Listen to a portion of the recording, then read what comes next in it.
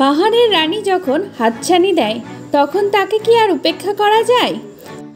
আমরাও সেই ডাক উপেক্ষা করতে না পেরে বেরিয়ে পড়লাম দার্জিলিংয়ের উদ্দেশ্যে। হ্যাঁ, যাচ্ছি দার্জিলিং পাহাড়ের রানীকে দেখতে, আর সেটাও প্রথমবার। এক্সাইটমেন্ট তো তুঙ্গে। তাই প্রথমে চলে এসেছি শিয়ালদহ স্টেশনে, আর সেখান থেকে আমাদের গন্তব্য নিউ জলপাইগুড়ি স্টেশন।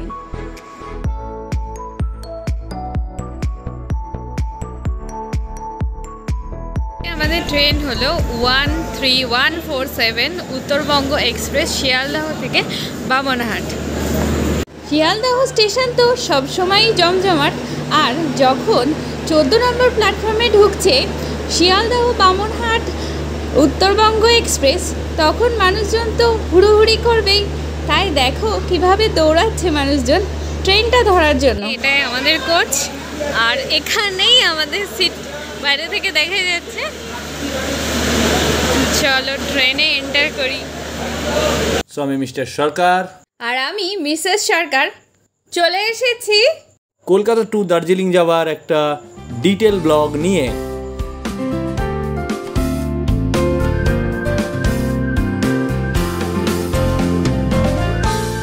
ট্রেনে, আর এই যে এইখানে আমাদের সিট, এই যে মিস্টার সরকার লাগেজগুলো ঠিক করে রেখে দিচ্ছে, আর এই যেটা হলো আমাদের সিট। কতগুলো কম্বল বালিশ দিয়েছে, মানে রাত্রিবেলা ঠান্ডা লাগার কোনো চান্সই নেই। আমাদের সিটে বসে পড়েছি, এটা আবার মানে সাইড আবার আর লোয়ার দুটোই আমাদের দুজনে।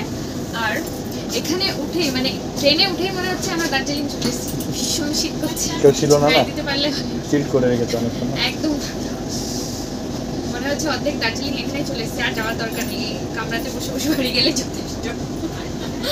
তো যাই হোক, ফার্স্ট টাইম আমরা দুইজনেই ফার্স্ট টাইম যাচ্ছি পাহাড়, তো তার জন্য খুব এক্সাইটেড, খুবই এক্সাইটেড। সাথে লাগেজ পত্র সব সাইড করে নিয়েছি, এই যে দুই পাশে দুটো ব্যাগ আর নিচে একটা। তো চলো আমাদের সাথে সাথে তোমরাও পাহাড় দেখে নাও, আর তোমাদের দেখানোর জন্যই আমরা আছি।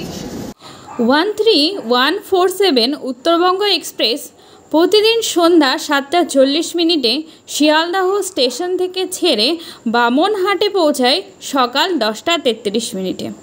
আর এটাই একমাত্র ট্রেন যেটা পুরো উত্তরবঙ্গকে একসাথে জুড়েছে, তাই এর নামটাও উত্তরবঙ্গ এক্সপ্রেস একদম সার্থক। এখন বাজে 7:43, ঠিক 3 মিনিট লেটে আমাদের ট্রেন আসছিল, শিয়ালদা রেল স্টেশন থেকে ছেড়ে দিল। আর কলকাতা কিন্তু এখন বৃষ্টি চলছে, তাই দেখতেই পাচ্ছ জানালার কাজগুলো বৃষ্টিতে ভেজা। ওখানকার ওয়েদার কীরকম হবে কি জানি, বৃষ্টি হলে তো পুরো মানে ভালোভাবে ঘোরা যায় না, সেটাই শুনেছি। যদি বৃষ্টি না হয় তো খুব ভালো হবে। চলো এবার তোমাদের বাথরুমটা দেখিয়ে দিই, এটা মনে হয় খোলা আছে।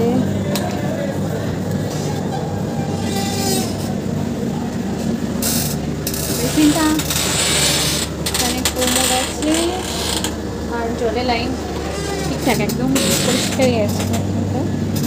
দেখতে পাচ্ছি এখানে hand wash system, hand basin সবই আছে। কিন্তু ওই একটাই প্রবলেম, ট্রেনের ভেতরের বাথরুমগুলো এত ছোট হয় যে বেরোনোর আর জায়গা থাকে না। এটাই হলো এখানকার প্রবলেম, আর কিছুই না। তো বাকি সবই পরিষ্কারই দেখছি।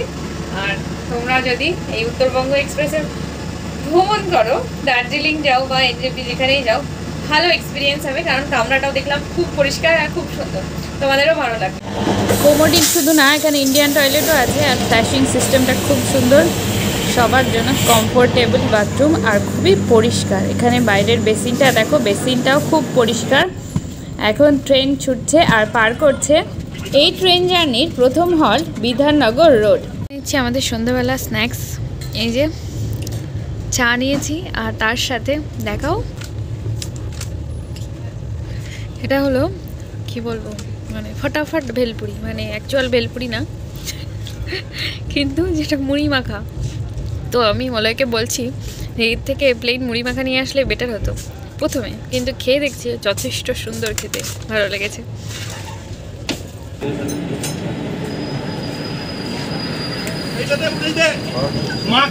বাজছে 8:17 মতো, আর আমরা এখন আছি দক্ষিণেশ্বর স্টেশনে।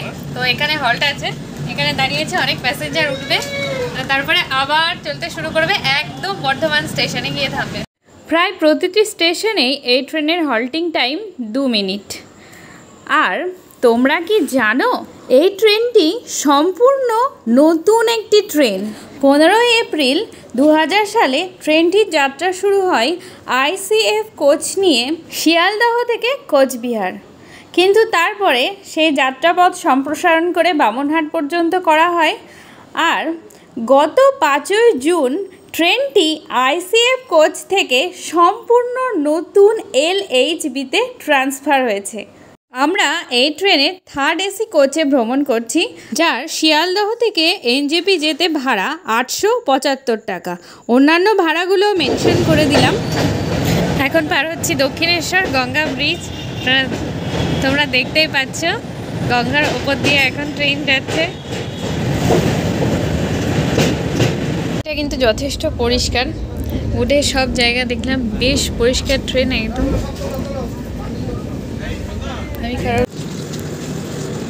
101 কিলোমিটার জার্নি করার পরে আমাদের ট্রেন এখন এসে পৌঁছলো বর্ধমান জাংশনে। আর এখন ঘড়িতে বাজে 9:45। আমাদের ট্রেন এখন প্রায় আধ ঘন্টা মতো লেটে চলছে, তবে এটা কভার আপ করা এক্সপ্রেস ট্রেনের কাছে কিছুই না। তো বর্ধমান যে আমাদের ট্রেনটা পার হলো, দেখতে পাচ্ছ পুরো অন্ধকার, আর নাইট লাইটটাও জ্বালিয়ে দিয়েছে, খুব সুন্দর। ট্রেনের রাত্রিতে একদম মনে হচ্ছে যেন বাড়িতেই আছি। আর হ্যাঁ, এখানে কিন্তু একটা ভালো জিনিস দেখলাম, অলওয়েজ কিন্তু সিকিউরিটি এখানে অ্যালার্ট রয়েছে, একদম পুলিশ সবসময় এখানে রাউন্ড দিচ্ছে। তো বেশ কমফোর্টেবল এবং সেফটি জার্নি আমাদের চলছে। এখন বাজে প্রায় 11টা, আর আমাদের ট্রেন ছাড়াচ্ছে এই যে আহমদপুর জংশন। আমাদের ট্রেন এখন প্রায় 23 মিনিটের লেট। তো এরপরে এখন দেখতে পাচ্ছেন বেশ রাত, প্রায় 11টা বেজে গেছে। তো এরপরে দেখা হচ্ছে সকালবেলা, যে স্টেশনে ঘুম থেকে উঠবো সেখানেই। তো আজকের মতো গুড নাইট, দেখা হচ্ছে কাল সকালে। এখন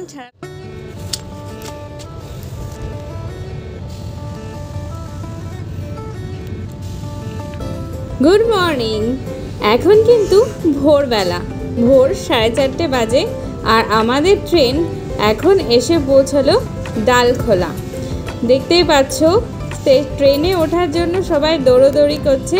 আর এখানে প্রায় 3-4 মিনিট থামার পরেই ট্রেন ছেড়ে দিল ডালখোলা স্টেশন থেকে। এই ট্রেনে যেমন হল্ট অনেকগুলো, সেরকম সব স্টেশন থেকে প্রায় কিছু না কিছু প্যাসেঞ্জার এই ট্রেনে সবসময়ই উঠছে। আর স্টেশনে হল্টিং টাইমটা একটু বেশি করে, কারণ 2 মিনিটের জায়গায় কোনো কোনো স্টেশনে দেখলাম 5 মিনিট 10 মিনিটও হয়ে যাচ্ছে। তো আমরা এখন ছাড়াচ্ছি ডালখোলা স্টেশন, এরপরে আসছে কিষানগঞ্জ। আগে যখন কলকাতা থেকে দিল্লি যেতাম রাজধানীতে, তখন এই সিটটার আশা আমার প্রচুর ছিল। তবে এই জার্নিতে আমরা জানতামই না যে আমাদের কোন সিট পড়বে, কারণ একদম চার্ট প্রিপেয়ারে গিয়ে আমাদের টিকিটটা কনফার্ম হয়েছিল। তো তখন যখন দেখলাম আমাদের দুজনে সাইড আপার এবং সাইড লোয়ার পড়েছে, তখন সেই খুশি দুইজনে যে জানালার ধারে এরকম বসে বাইরেটা দেখতে দেখতে দেখতে চলে যাব। আর এর মধ্যেই 5:25 বেজে গেছে, আর আমাদের ট্রেন ছাড়ালো কিষানগঞ্জ স্টেশন। এখানে কিন্তু হল্ট ছিল এবং দাঁড়িয়েছিল প্রায় 2 থেকে 3 মিনিট, খুব একটা বেশি এখানে দাঁড়ায়নি। আর মাত্র 85 কিলোমিটারের জার্নি, আর তারপরে আমরা পৌঁছে যাব NJP স্টেশনে। মাঝে আছে একটা হল্ট। তবে এখন 2 চোখ ভরে যা দেখছি, তাতে আমার এই সাইড লোয়ার বার্থটা পাওয়া একদম সার্থক হয়ে গেছে। কারণ দেখো, বাইরে দুপাশে শুধু সবুজ, আর মাঝখান দিয়ে চলে যাচ্ছে ট্রেন। শুধু সবুজ না, এগুলো হলো সব চায়ের বাগান। দেখতেই পাচ্ছ কি সুন্দর লাগছে না? একদম ট্রেন লাইনের পাশেই চায়ের এরকম বাগান, দেখে তো মুগ্ধ হয়ে গেলাম।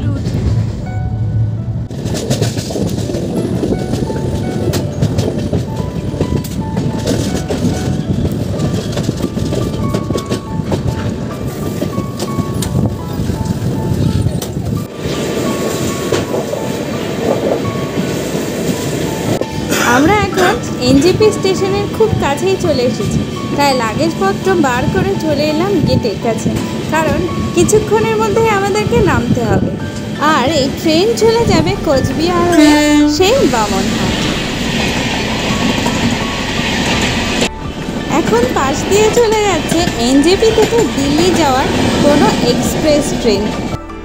আর এই পাশটা দেখো, মনে হচ্ছে না কালবৈশাখীর মেঘ উঠেছে, কিন্তু অ্যাকচুয়ালি মেঘ না, অ্যাকচুয়ালি পাহাড়ের দিকে মেঘ আছে। তাই এখান থেকে বোঝা যাচ্ছে যে এই সাইডটাতে পাহাড় আছে, মানে উঁচু জায়গা আছে, পুরো কালো হয়ে আছে।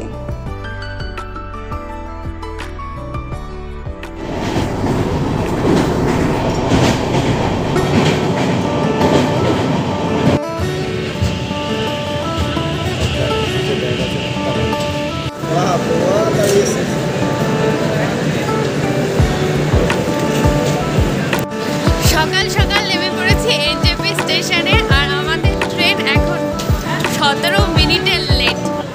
তো লেট হলো তো কি, পৌঁছে তো গেছি। চলো এবার বাইরে গিয়ে কার পার্কিংয়ে, মানে পার্কিং সেকশনে গিয়ে গাড়ি ধরার পালা।